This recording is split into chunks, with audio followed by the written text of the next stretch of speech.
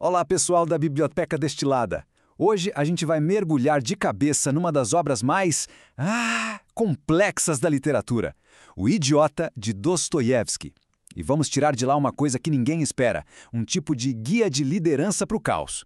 Só que é um guia perigoso, cheio de paradoxos e, quem sabe, genial. Pensa só, num mundo cheio de cinismo, de jogos de poder, e se a arma mais poderosa fosse uma pureza tão absurda, mas tão absurda que todo mundo acha que é burrice?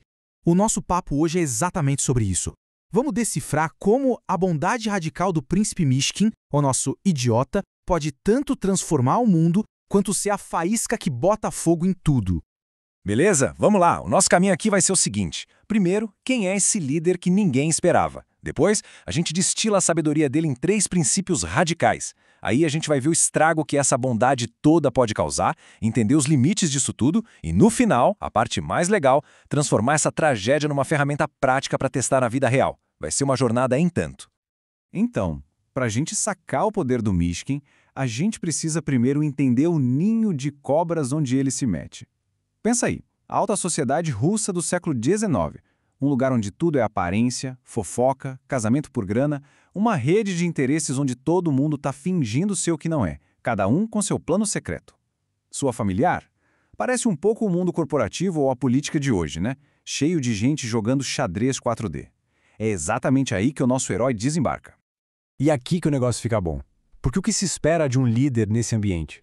Um cara frio, calculista, um mestre da estratégia. E o Mishkin, ele é o exato oposto. Tipo, o oposto mesmo. Ele não só não joga o jogo, ele parece que nem sabe que o jogo existe. Enquanto a galera tá lá calculando cada passo, ele tá sentindo. Enquanto todo mundo mente para se dar bem, ele solta a verdade, doa a quem doer. É uma completa anomalia, um bug no sistema. E essa estranheza toda já começa na aparência. Ele chega de trem, vindo de um tratamento para epilepsia na Suíça, com uma roupa que não tem nada a ver com o frio da Rússia, carregando só uma trouxinha de roupa. Ele não parece um príncipe, não tem pose. De cara, todo mundo subestima ele. Olham e pensam ingênuo, frágil, um idiota. O que ninguém ali percebe é que a pessoa que vai virar a vida deles de ponta cabeça acabou de chegar. Tá, mas aí vem a pergunta, como é que esse idiota consegue mexer com uma sociedade tão cínica? Ele não tem poder, não tem dinheiro, não manipula ninguém. O segredo dele está em 3 ferramentas que, à primeira vista, parecem fraquezas, mas na mão dele viram superpoderes. Vamos olhar de perto cada uma.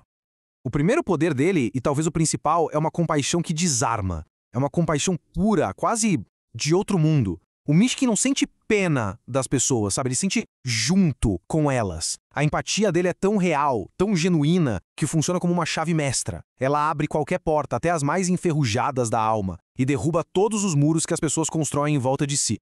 E o efeito disso é impressionante. Olha só essa frase. Quem diz isso é o Rogojin, um cara sombrio, passional, perigoso pra caramba. Até ele, que vive de obsessão e violência, fica tão desarmado pela bondade do Mishkin que pede um conselho. É isso. A compaixão do príncipe não aponta o dedo, ela acolhe. E por isso ele vira o confessor de todo mundo, de general a empregado.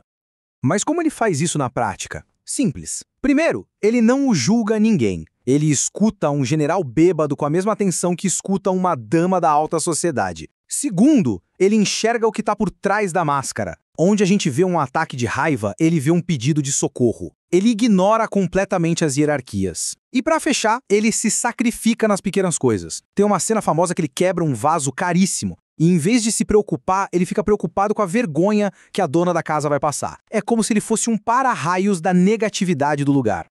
A segunda arma secreta do Mishkin, uma honestidade ingênua. Pensa bem. Num ambiente onde cada palavra é pensada, cheia de ironia e de segundas intenções, ele simplesmente fala a verdade. O que ele pensa, o que ele sente, é tão direto, tão puro, que as pessoas simplesmente travam. Elas não sabem como reagir. Ficam pensando, será que isso é sarcasmo? Será que é uma estratégia muito louca? Ou, o que acontece na maioria das vezes, não, ele é idiota mesmo. E essa frasezinha aí resume tudo. No meio de uma fofoca, todo mundo especulando se uma personagem gosta de outra, fazendo joguinho, a resposta dele é de uma simplicidade que choca. Acho que é a pura verdade. Ponto. Ele não analisa, não faz teoria, ele só diz o que o coração dele diz que é verdade. E isso desmonta todo mundo, porque no mundo de complicação, a última coisa que se espera é a verdade simples. É como se ele cortasse aquele nó de intrigas com a faca da simplicidade. E agora, a terceira ferramenta, que para mim é a mais bonita de todas. A capacidade que o Mishkin tem de enxergar a beleza e o potencial onde ninguém mais vê, especialmente nas pessoas que a sociedade já jogou no lixo. Ele consegue ver a alma por trás da armadura, o sofrimento por trás da pose. E o maior exemplo disso é a relação dele com Anastácia Filipovna. Olha que louco! Antes mesmo de encontrar com ela, o Mishkin vê uma foto da Anastácia. Para todo mundo, ela era a mulher caída, sabe? Linda, mas manipuladora, perdida. O Mishkin olha para a mesma foto e vê outra coisa. Ele enxerga uma dor gigantesca por trás daquele olhar orgulhoso e desafiador. Ele não a vê como um troféu ou uma peça no tabuleiro. Ele vê uma alma torturada que precisa de compaixão e não de julgamento. Essa habilidade de ver o que mais ninguém vê é o que o torna tão magnético e também tão perigoso. Até aqui, parece que a sabedoria do Mishkin é quase mágica, né? Uma força do bem. Mas a gente está falando de Dostoiévski. E ele não escrevia conto de fadas, ele escrevia sobre a tragédia que é ser humano. Então agora a gente vai ver o que acontece quando essa bondade toda é jogada num mundo que não está preparado para ela, um mundo inflamável. E a resposta, meus amigos, é fogo. A cena é icônica. É a festa de aniversário da Anastácia. E ela está no meio de uma disputa bizarra. De um lado, um cara chamado Gania, que quer casar com ela pela grana. Do outro, o sombrio Rogojin, que chega e joga na mesa um pacote com 100 mil rublos para comprá-la. É o auge do cinismo, as pessoas sendo tratadas como objeto, literalmente. E aí, num gesto de total desprezo por aquele mundo podre, Anastácia pega o dinheiro e joga na lareira. A sala vira um caos. A ganância que estava escondida explode. O Gania quase tem um troço. Tem gente querendo meter a mão no fogo para pegar o dinheiro. É a loucura total. E o Mishkin? Onde ele está no meio disso tudo? Parado. Ele só observa Anastácia com uma compaixão silenciosa, uma dor no olhar, porque ele entende. Ele sabe que aquilo não é loucura, é desespero. Ele é o único ali que enxerga a tragédia humana acontecendo. O resto só vê a grana queimando. Essa cena do fogo joga a gente na pergunta central do livro. Peraí, se o Mishkin é tão bom, se a intenção dele é a melhor possível, por que tudo dá tão errado? Por que as pessoas que ele mais tenta ajudar são as que se ferram no final? A resposta de Dostoiévski é dura, é brutal. Talvez a pureza absoluta simplesmente não funcione neste mundo.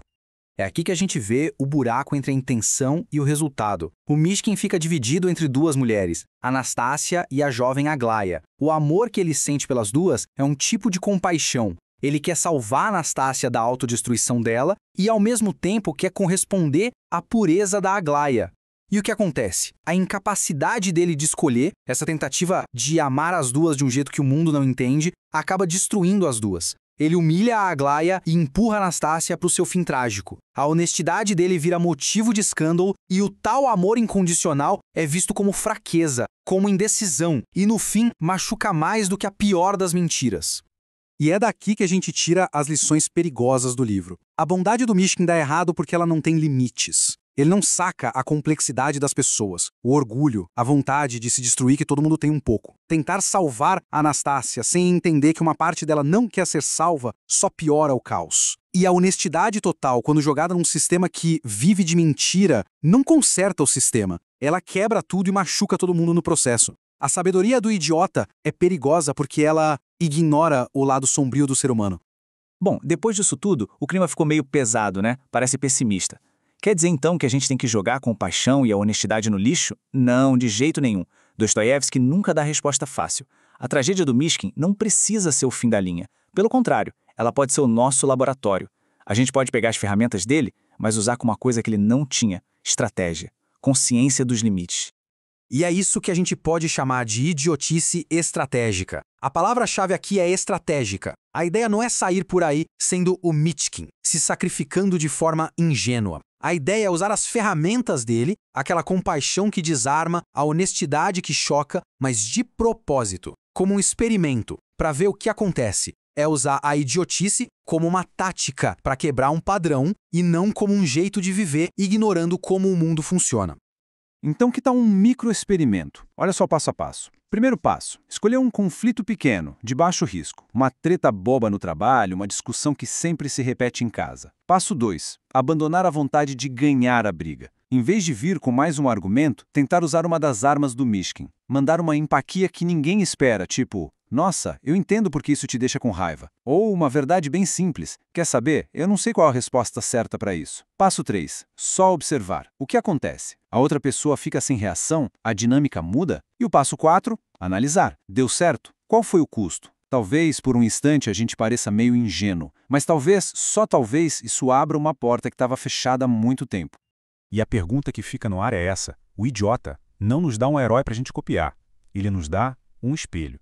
Um espelho que mostra a nossa própria complexidade, a beleza e o perigo da bondade. A lição não é virar o príncipe Mishkin, mas talvez, só por um momento, numa situação controlada, ousar agir um pouquinho como ele. Só para ver o que uma pequena dose de idiotice estratégica pode fazer num mundo que está precisando tanto de um pouco mais de coração. Fica o desafio de pensar, qual seria esse pequeno teste? Quem tiver alguma ideia, pode deixar aí nos comentários. É isso, fechamos nossa viagem pela sabedoria perigosa de Dostoiévski. Se essa análise profunda te fez pensar, já sabe, né? Se inscreve aqui no Biblioteca Destilada para receber mais doses concentradas de sabedoria dos grandes livros. A gente se vê na próxima.